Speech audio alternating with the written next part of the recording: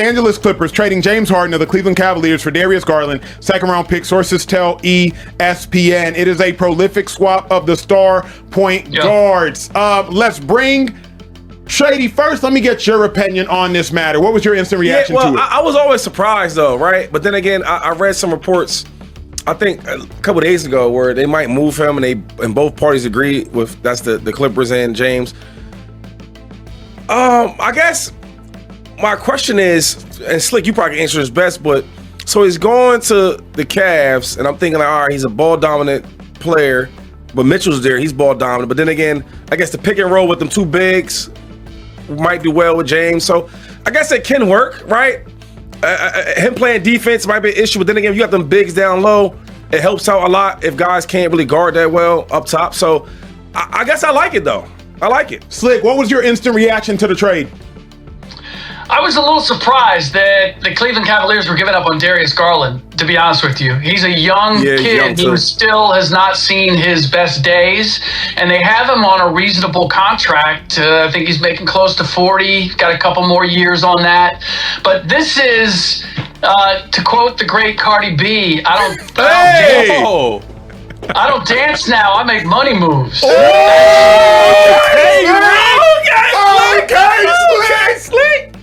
That's what we're talking about here. I mean, honestly, all the moves that you're going to see, the majority of moves that you're going to see here at the trade deadline, including your Golden State Warriors, which I'm sure we'll get to, has so much to do with the cap. The Cleveland Cavaliers have the second highest payroll in the league right now. Oh, wow. And James Harden has a player option for next year. The Clippers were in the same situation. They're saying, James, we're not going to extend you. We want to move on, and we have an opportunity to bring a young guard in here and change the dynamic. That's what we want to do. So let's take you someplace where you're going to have a chance to play in the postseason this year, and then you can figure out where you want to go beyond that. And Cleveland's like, I don't know that this is a long-term solution for them. I think they had an opportunity to get off some $40 million. Hey, Slick, real quick, do you think that they will sign him now, or is it like, let's prove it in the playoffs and see? Because he has an option, though, player option, right? He does, but I'm sure that James is looking for more than just exercising the player option. Nobody wants to go into that last year and thinking this is it, because it might be it. Slick, let me ask you this, though. Does Harden get the Cavs closer or further from a chip? Because Harden himself, when he has had to be the number two, and he'll end up being the number two inevitably despite it, when Harden himself has been number twos, he doesn't help get teams to finals.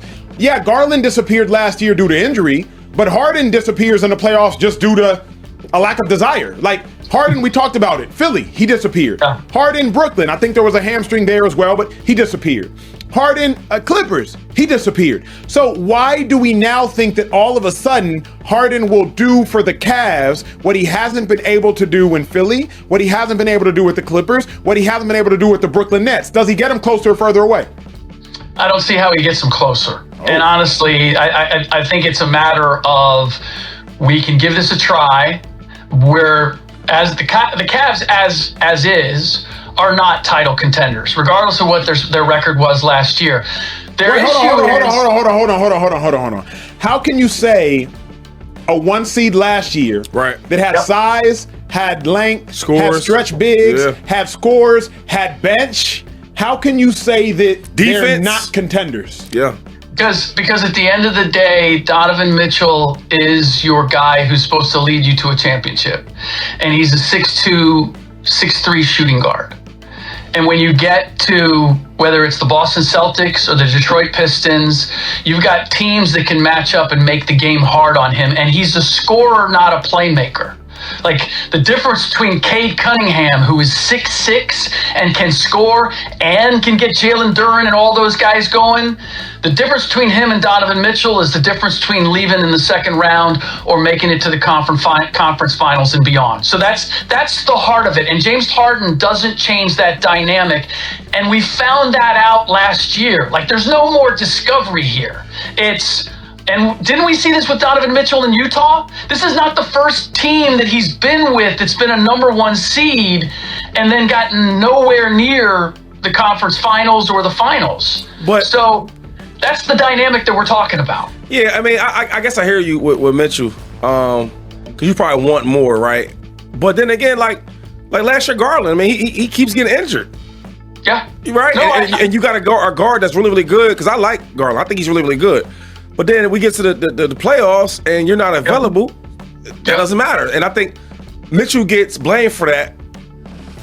You get what I'm saying? And it's like, I guess he's a superstar. Right. So, sure. I don't know. You got a point there, but I just think it's hard because, like, you need all your weapons. The way that we the number one seed, I need all my players that got us there. Yep. In the playoffs, they all don't be playing. Yeah. Well, and that's why I don't know that James solves it, because the other issue that you have is with Donovan and Darius, you had a really small backcourt, which is going to hurt you defensively, right?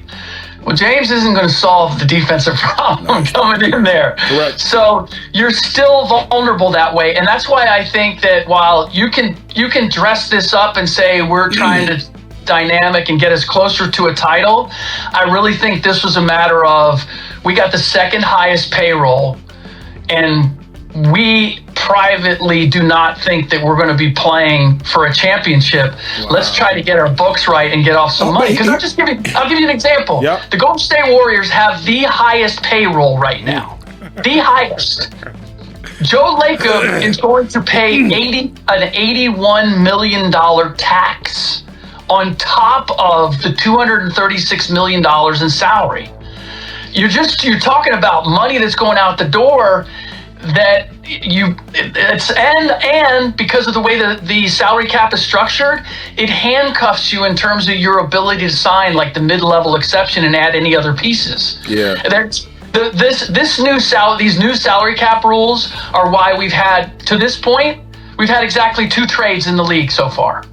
Last year we had like 25, 26. Oh, right, that's true. Yeah. Oh, that makes sense. Yeah. It's everybody's like we can't move pieces because of the way the cap rules are, that they're locked. And I think it's a mistake by the NBA, because like the juice for them, for the NBA has been, we're talking about player movement, guys going different places. People like that though. Fans like that. Fans like to be involved. Absolutely. That's why I think it's a mistake to have these rules. Yeah, like trade deadlines on any sport. It's like, oh my God, fans are glued to the TV. They're glued to their phones. And now if you can't do no trades, it's like, more so NBA maybe than any other league, because one move can change the dynamic of your team. Rick, let me ask you this before we move on to a Draymond Green conversation.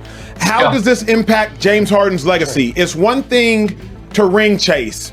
It's another thing to ring chase and not actually get a ring. So at the point in which he's played for the Thunder, played for the Rockets, played for the Nets, played for the Clippers, played for the Cavs, if you ring chase and get a ring, we almost forgive you.